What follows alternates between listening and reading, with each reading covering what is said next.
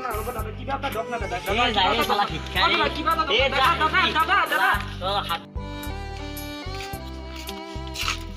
দাদা দাদা ৰ'ব না দাদা হয় ভিক্ষাৰী এই কাম চাম নাই নেকি তোৰ হাত ভৰি কাম কৰি খাব নোৱাৰা তই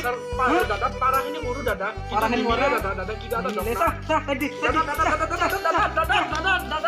কিবা এটা দক না দাদা কোন না কিবা এটা দক না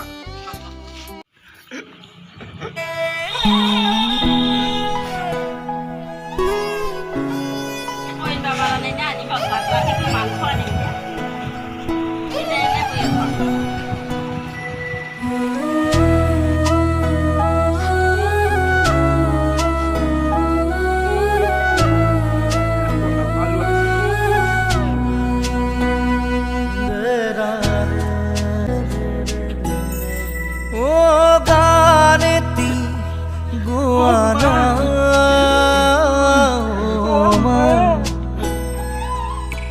हाथ मोला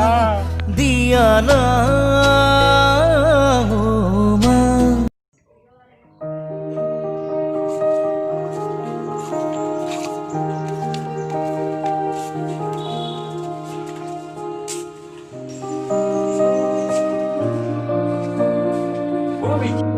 কিয় তই পঢ়া নাই যে কিয় এনেকৈ ঘুমাই আছ পঢ়িব পৰা নাই নেকি তই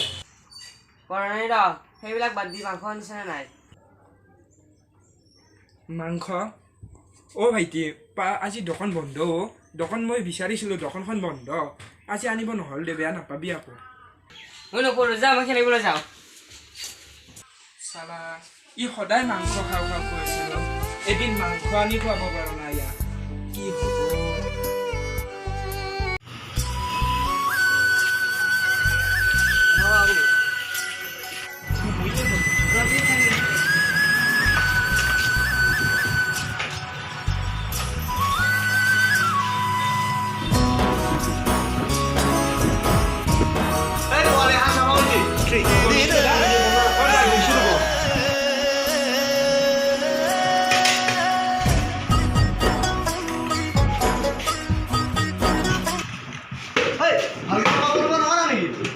দাদা সৰি দাদা সৰি দাদা দাদা নেক্সট টাইম কৰিম দাদা ভালদৰে ঐ অয়া ভালকে চাফা কৰিব নোৱাৰো নেকি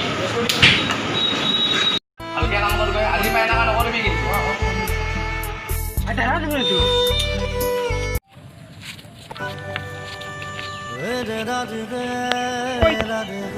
ঐ এইটো ভাইটি নেকি